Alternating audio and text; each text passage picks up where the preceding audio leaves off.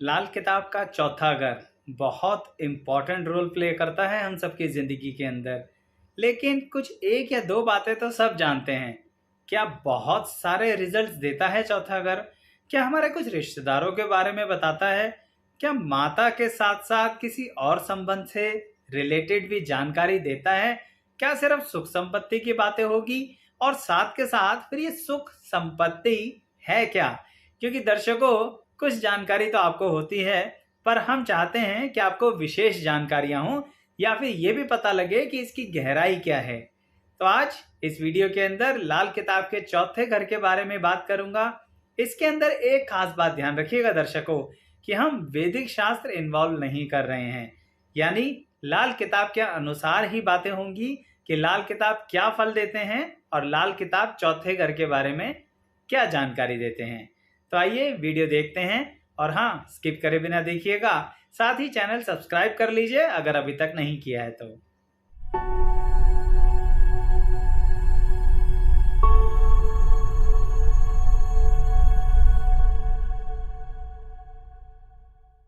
मैं एस्ट्रोलॉजर शैलेश जैन आपका अपने चैनल पर स्वागत करता हूं दर्शकों। चौथा घर, और वो भी लाल किताब के अनुसार देखा जाए तो एक चीज तो जनरली सबको पता होती है, जो मान के चलते हैं आप, कि चौथा घर हमारे धन का है, सुख संपत्ति का है। लेकिन दर्शकों, ये सोचने वाली बात है कि ये सुख और ये संपत्ति का विश्लेषण क्या है। किसे कहेंगे सही मायने में सुख, और क्या ऐसा हो जाता है जो सुख की डेफिनेशन बदल जाती है, और संपत्ति एग्जैक्टली आएगी कहाँ से। तो लाल किताब का चौथा घर सबसे पहले ये बताना चाहते हैं कि सुख का डेफिनेशन क्लैरिफाई करता है कि आपको तन का सुख मिलेगा, मन का सुख मिलेगा या धन का सुख मिलेगा। तो ये भी क्लैरिफाई करते हैं लाल किताब के चौथे घर कि तन का सुख किस नजरिए से। देखिए दर्शकों, अगर हमें कोई रोग है या कोई ऐसी दुर्घटना के कारण हमारा शरीर बिल्कुल बैठ गया है, तो ये बात भी लाल किताब के चौथे घर का विश्लेषण करने से पता लग जाती है कि क्या हमारा शरीर बेड रिडन तो नहीं हो जाएगा। कहने का तात्पर्य ये है कि क्या किसी उम्र के पड़ाव में ऐसा तो नहीं हम पलंग पकड़ लें।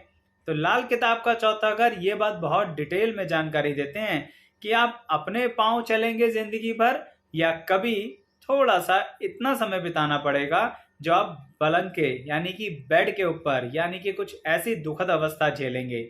मैंने शुरुआत में ही दुख की बात कर दी, लेकिन क्योंकि बात तन की चल रही थी इसलिए मैंने ये बोला।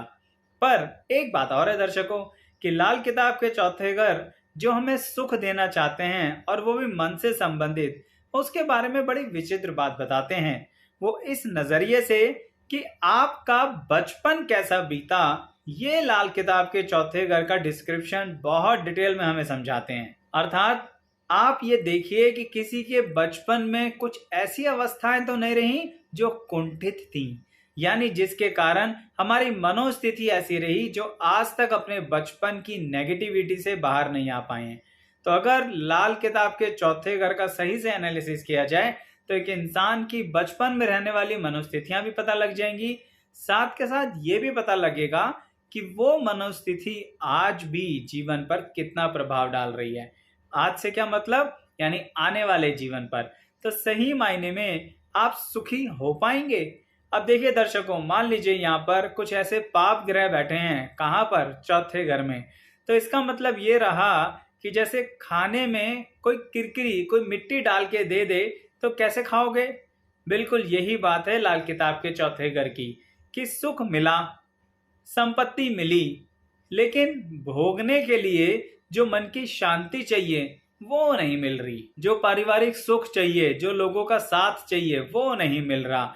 इसलिए कह रहा हूं कि कहीं ना कहीं मन की स्थिति को डिटेल में समझाती हैं लाल किताब और चौथे घर से कनेक्ट करके।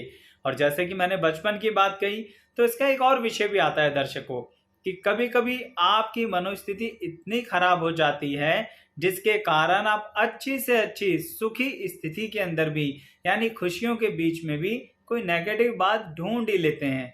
ऐसा क्यों होता है? ऐसा तब होता है दर्शकों जब कुछ ग्रहों की युति होती है चौथे घर के अंदर।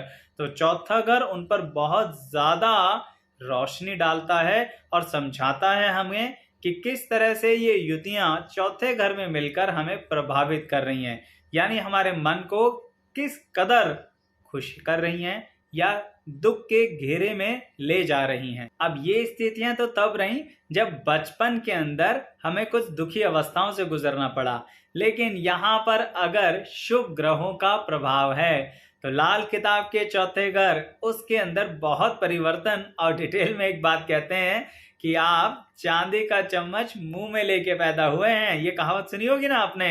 इसका मतलब ये रहा कि बचपन से ही बहुत ज्यादा लाड़ प्यार से रखा गया है आपको। बहुत डिटेल में लाल किताब इस बारे में डिस्क्राइब करती हैं कि अगर यहाँ पर मान लीजिए गुरु और चंद्रमा यानी दोनों ही बैठे हैं तो ये गजकेसरी योग आपको किस तरह से प्रभावित करेगा। अब एक बात ध्यान रखिएगा दर्शकों, यहाँ गजकेसरी मैंने वैदिक शास्त्र का बोला, परंतु ये बात लाल किताब के हिसाब से भी मैच करती है कि यहाँ बैठे हुए चंद्रमा और गुरु दोनों शुभ फल देते हैं, इसलिए मैंने गजकेसरी का प्रयोग करा शब्द का। अन्यथा लाल किताब के अंदर गजकेसरी जैसा शब्द नहीं है, इसलिए कुछ मेरे दर्शक गण कमेंट बॉक्स में ये मत लिख लेना कि आचार्य जी ये लाल किताब में गजकेसरी कहां से आ गया। इसलिए मैंने आपको क्लियर कर दिया कि गजकेसरी तो वैदिक शास्त्र में है, पर लाल किताब भी इस बात पर कुछ कॉमन बात ही कहती हैं चौथे घर से कनेक्ट होकर। अब दर्शकों इस विषय में बात करते हैं। जैसा मैं शुरुआत में कह रहा था कि जिंदगी का सुख मिलेगा तन से, मन से और धन से। तो धन से संबंधित चौथे घर क्या रोशनी डालते हैं, यानी लाल किताब के चौथे घर हमें कहते हैं कि आप सही मायने में धन मनी कहाँ से लाओगे। अब ये जो मैंने बोला ना दर्शकों लाओगे, तो आप ये मत सोचिएगा कि मैं आपकी इनकम की बात कर रहा हूँ।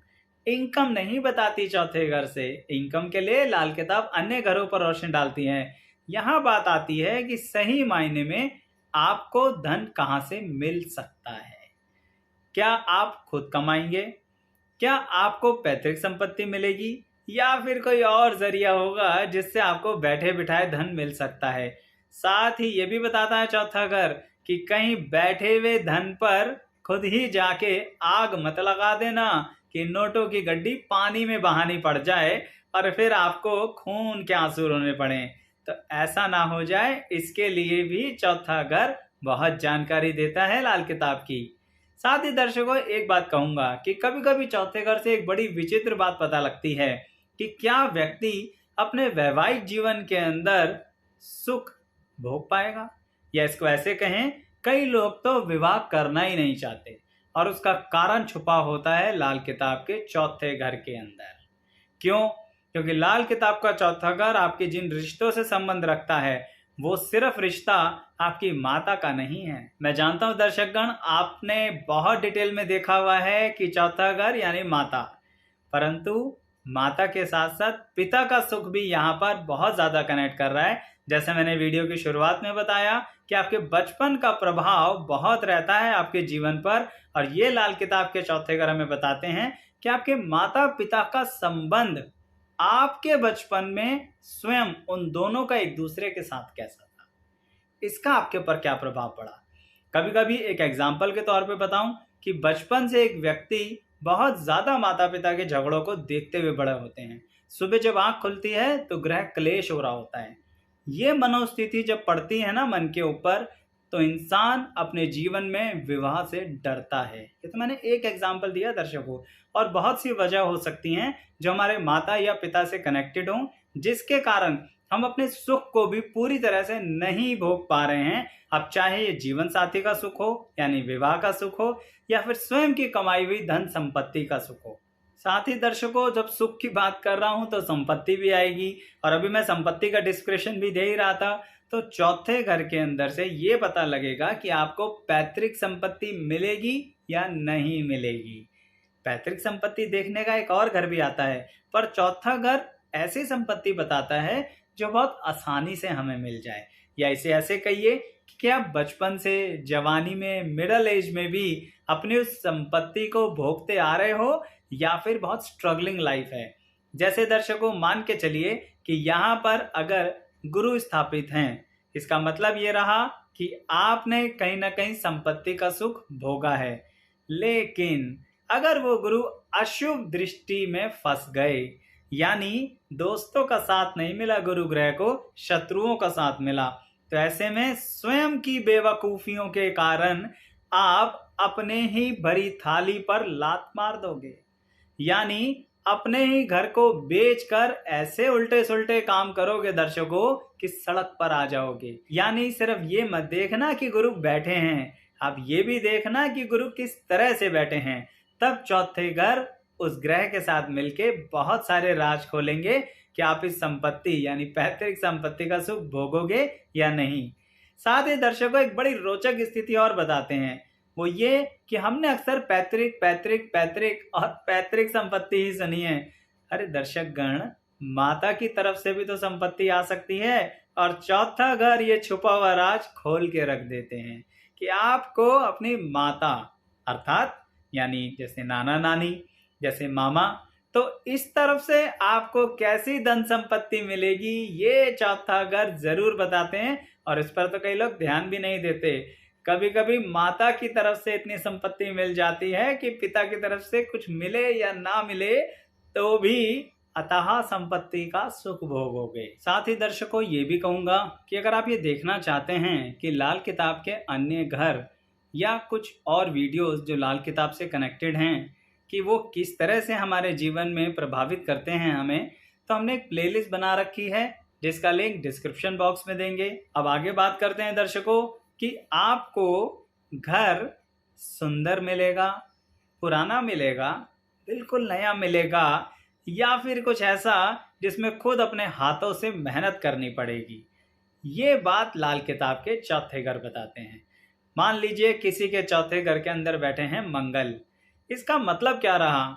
इसका मतलब ये रहा दर्शकों कि माता से तो शायद ना बने, पिता के साथ भी संबंधों में ऊपर नीचे हो जाए, लेकिन स्वयं अपने हाथ से घर बनाओगे, जिसे कहते हैं सेल्फ मेड पर्सन।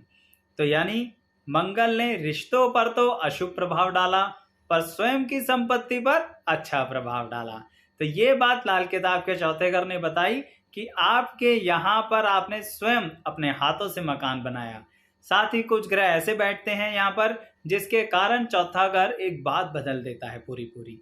वो ये कि कहीं ना कहीं आपको बहुत पुराने मकान मिलेंगे, और वो पुराने मकानों को चुपचाप ले लेना। क्यों? क्योंकि जब पुराने मकान मिलेंगे ना तो नए बनते चले जाएंगे। कभी कभी लाल किताब का चौथा घर ये भी बताता है कि आप पैसा कहाँ से कमाओगे। अभी थोड़ी देर पहले मैंने आपको कहा कि आपको ये पता लगेगा कि पैसा कहाँ से लाओगे। साथ ही ये भी बताते हैं कि आप पैसा कहाँ से कमाओगे, और उसके लिए ये भी बताते हैं कि पहले दुकान यानी ऑफिस खरीदोगे या अपना मकान खरीदोगे।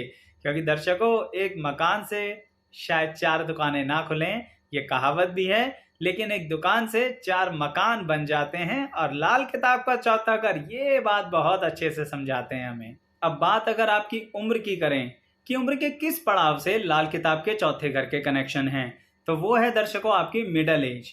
बचपन में तो नींव पड़ गई, पर मिडल एज में चौथे घर सबसे ज्यादा आपके ऊपर प्रभावित डालते हैं। और मिडल एज क्या होती है? मिडल एज जैसे आप सब जानते हैं कि अगर मान लेते हैं हम कि कहीं ना कहीं 30 से लेके 40 या 45 तक की एज, इस उम्र के अंदर चौथे घर में रहने वाले ग्रह या खाली घर जिससे संबंध हो बाकी ग्रहों का बहुत प्रभावित करते हैं। यहाँ ये पता लगता है चौथे घर को देख के कि आप कितने घर बदलोगे, आप कितने शहर बदलोगे, आप कितने नौकरियां बदलोगे, आप कितने व्यवसाय बदलोगे, और क्या ये बदलाव अच्छा होगा या फिर इस बदलाव के चलते सब कुछ बर्बाद हो जाएगा। तो ये रोशनी हमारे जीवन पर चौथा घर डालता है और बहुत अच्छे से हमें मार्गदर्शन देता है कि क्या बदलाव सही रहेगा या नहीं, और सीधा सीधा चलते रहें तो वही ठीक है। तो चौथे घर का एनालिसिस लाल किताब का ये बात भी बहुत डिटेल में बताते हैं। और चौथा घर क्या खास बताते हैं, वो है रोग। और कौन सा रोग? जैसे कि आपके लंग्स और हार्ट, यानी कि इनमें कैसा रोग होगा। कई बार आपने देखा होगा दर्शकों, कुछ लोग बहुत ज्यादा नशा करते हैं पर फिर भी उनके ऊपर ज्यादा प्रभाव नहीं पड़ता। और इवन कई बार तो लोग इसलिए मजाक में भी कह देते हैं कि हमें देखो, हमें क्या फर्क पड़ रहा है, हम तो खूब नशा करते हैं और तुम जरा से नशे से हिल गए। दर्शकगण, वहां कुछ ग्रह ऐसे बैठते हैं जिसके कारण उनमें रोग को छाती यानी लंग्स और हार्ट से झेलने की क्षमता होती है। आपने देखा होगा कभी कभी एक अटैक से कुछ लोगों के जीवन में इतनी दुखद अवस्था आ जाती है कि मृत्यु भी हो जाती है, और कुछ लोग 3-3, 4-4 हार्ट अटैक के बावजूद भी अपने पांव पर चलते रहते हैं। इसकी जानकारी चौथा घर देगा। लाल किताब का चौथा घर इस बारे में बताता है कि कहीं यहाँ पर कुछ ग्रह, जैसे मान लीजिए राहु, बुध और मंगल, तीनों बैठे हैं, तो इसका मतलब ये रहा कि इंसान हॉस्पिटल जाएगा आएगा, जाएगा आएगा, और बहुत जल्दी रिकवर होके अपने काम धंधे पर लग जाएगा, पर हॉस्पिटल आता जाता रहेगा अपनी जिंदगी में। सीधा सीधा चलता हुआ भी उसके जीवन में दुर्घटना हो जाएगी, और फिर उसके कारण तुरंत कभी कभी दिमाग में खून की रुकावट भी हो सकती है।